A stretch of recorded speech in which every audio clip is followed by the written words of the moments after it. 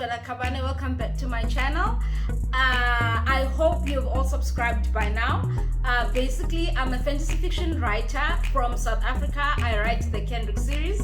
This is book 2, and I am basically taking people through the journey of how I got myself self-published, and I'm hoping to teach you to do the same.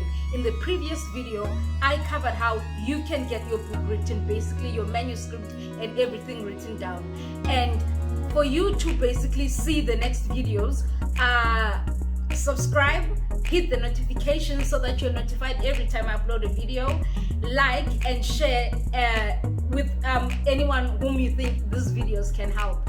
So I'm going to be taking you through 2 very important topics today. First part, ISBN. This is an ISBN. It's this number right here. It says ISBN. If you come across books, you will see this. Every book that you come across will have this. This is an ISBN, and I will tell you why it's important to get your ISBN before you move forward, right? So with your ISBN, basically, in South Africa, they're free. I don't know in other places, but in South Africa, they're free. You just email the National Library. I'll put the email address below. You just email the National Library. They will respond to you. They'll ask you the name of the book, the name of the publisher, the name of the author. Now, in this case, because it is you, you will say the name of your book. In this case, the name of my book is the Kendrick series, The Rise of the Emmerich. And then it'll ask you like who's the author. So I'll write Wela Kabane. Who's the publisher? Now remember, you're self-publishing. It's your book. You're the publisher. So under publisher, you write yourself. And then they'll ask you when you plan to write the book. So normally, by the time you get your ISBN, you sort of have an idea of when you plan to release your book. So for me, it's always August every year. So I did August 2022. So that was for this book. With the previous book, it was for August 2021.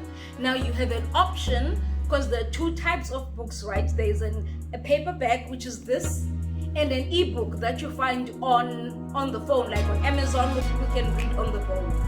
I chose to do an ISBN for both. Normally they say you don't need to get an ebook. I recommend that you do, just to cover yourself and protect yourself, right? So that's what I did. So I got an ISBN for both the print and the ebook version. So you just email them, and then they will require some details from you. It's nothing it's not hectic. You don't have to pay for it. It is absolutely free. If you're in South Africa, do not pay for an ISBN. It's free. You email the email below, and they'll assist you, and then they'll email you back with your ISBN. And the reason I say it's important to get that ISBN down before you do anything moving forward is because how is the cover person going to be able to put an ISBN when there is none, right? Which is what's gonna take us to part 2, which takes me to the next part, which is designing your cover. Now, a lot of people say don't judge a book by its cover, right? So your first point of departure is, now, what should my cover look like? Now, the reality is, if you don't know, the person who's doing it for you won't know either, right? So the first thing that you do, what I did basically, I went on Fiverr. I will put the link below of Fiverr, and I looked around for a few people that said they design covers and so on and so on, and they gave me the cover, right? Which this is the first part, right? And I will tell you later how this changed and went on to become something else. So basically, the first thing you need to do is get an idea of what you want on your cover. Other people would rather have things like sigils because it's easier. You don't have to get models to pose for your book. It's something that maybe people can get as a tattoo to show their support for the author or as part of a fandom. Or you can go for a cover that has maybe artwork of 2 people in the front. So if it's a romance and you want those 2 people there, you can go for that. Others, it's more animation. Others, they get real people to do it. Others, it's drawn. So there's different kinds of covers, but the first thing you need to ask yourself is, based on your cover alone, would you buy your book, right? So the reason designing your cover is important is because this is what you will take with your manuscript to the formatter, but that will be on the next video, right? So what I did is I had sort of a skeletal idea of what I wanted my cover to look like.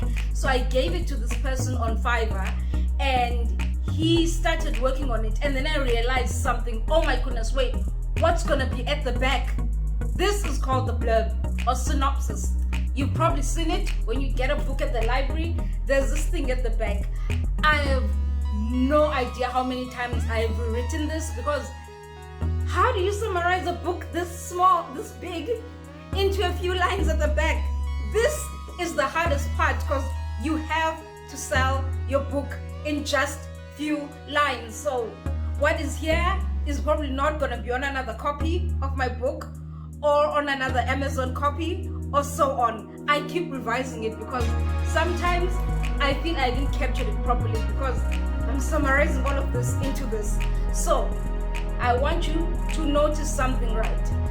If you look at the cover of my book, I'm gonna show you this one because it's the old one, right? If you look at the cover of the book, there's the front, right? There's the spine. This is the back. It's called the spine.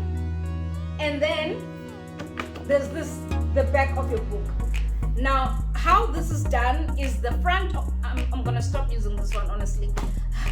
How this is done is basically you have the name of your book at the top, whatever graphics you want, and then the author. Some people do it any other way, so it's not necessarily the structure that you have to follow, but just make sure your book is eye-catching. And then right here on the spine, it helps because your books are going to be sitting like this, squished in a bookshop. It must be easily identifiable by the person who's looking for your book. And then there's the back that basically tells you to what the book is about. And oh my goodness, it's so hard to I'm going through so many emotions looking at this very short blurb of this 300-something page book, but we'll not get into that. Anyway, if you notice something at the bottom, ISBN, this, right? So to tell you about this, you need to have your graphic designer generated. So what I did basically is I had someone on Fiverr do the cover for me. We did many revisions and eventually landed up on this cover. And then I realized later on, it's not popping, right? I attended a book fair, and while a lot of people praised the sort of production of the book, but they were like, your cover's a little muted. And I'm not gonna lie, I did feel like the cover's a little muted. This is about fire, but look how it's like dying embers, right? So I went and I got a graphic designer. I got a person called Narisha. I will link her below because she did the most. She did this. She took the cover that I had and she turned it into this. Now, if you see, there is a drastic difference. Like, look, from this to this. This is quite like, I think it's more eye-catching. And the reason I'm showing you this paper one is because I kind of sold out on these ones. So I only am left with the first drafts basically, but this is what my book looks like now. Now this is more eye-catching. I feel like it tells a story.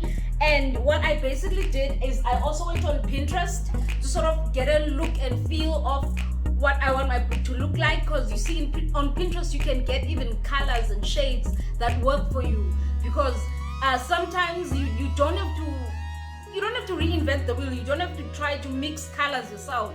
Just go to in Pinterest, maybe get a friend that you know to maybe draft a skeleton of what your book cover is gonna look like, which is what happened in my case. For my second book, my sister basically drew this whole dyed thing here. My sister drew that for me, and we then took it to my younger sister. Yes, we then took it to a graphic designer, which Narisha, as I said, And she then put in all this artwork, and she put all of the stuff, and she made it look like it does. So the second book has vines on it and not fire. You have to read why. The first one has fire that's going upwards, but this one is an upside down triangle that has roots going down and has vines. Okay. Anyway, this is basically the part of how you design your cover, right? So basically your cover is there's basically two types, but I don't think you have to worry too much about this, in the sense that for your ebook you only need the front, so it's a case of just cropping what you get. But there's one thing that you need to know about your cover. When your graphic designer does your cover, make sure that they generate a barcode for your book, right?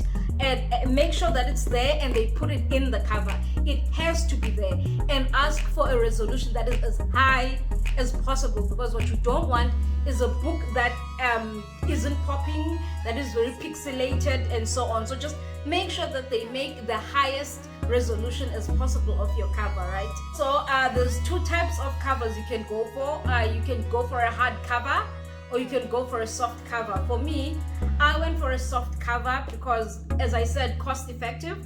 So mine is sort of a soft cover version, and that's how it came out. If it was a hard cover, there'd be a harder shell, obviously.